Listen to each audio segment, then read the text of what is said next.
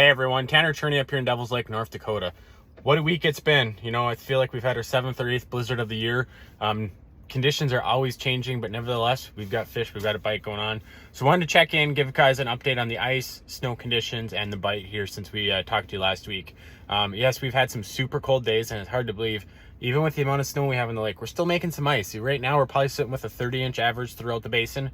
Some areas maybe a little less, some areas actually probably more. So, you know, it's go time. It's late February, actually. March is coming up, so some of the best ice fishing's right around the corner. With these cold days we've had, of course, we do get a negative bite here and there when you are up fishing, whether you're here between a major wind switch. You know, we've had days where it'll be a 30-mile-an-hour north wind, and then by nightfall it's switched to the south, or you might start the day out at 25 degrees and by sunset it's down to 5.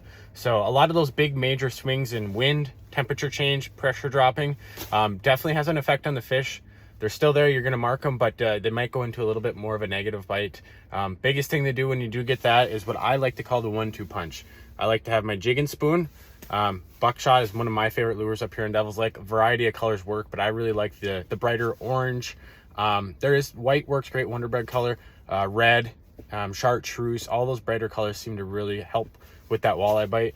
And you'll get a lot of those fish, and if you don't get them to commit on a jig and spoon of your choice, I like to have a second hole in this house, which we've talked about many a times before, but just a simple little tungsten jig or a plain hook with a split shot, a bobber.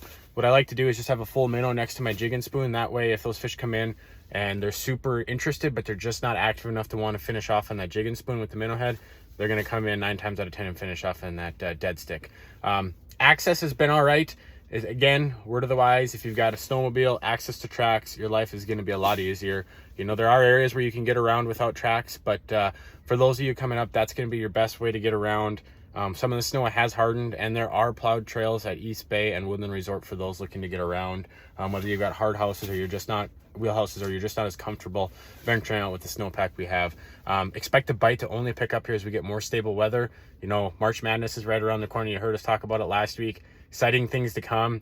Bite's only going to get better as we get these warmer days, sunnier days. Again, perch, you got a yo-yo effect when you get these ups and down days, but as soon as we get into March, sun stays out longer, stable weather, expect that bite to just pick up. So stay tuned. We're going to keep you updated as we move through fall. My mind's not here apparently. As we move through the rest of winter and into spring, I'm getting excited for open water fishing. Always gets to be that time of year, but yet we still got to bet you, my betting dime says a month of ice fishing left yet on Devil's Lake, if not more, this way this winter has gone. So stay tuned. Use hashtag Devil's Lake ND when you're up here. We'd love to see what you're doing, and we'll check in next week.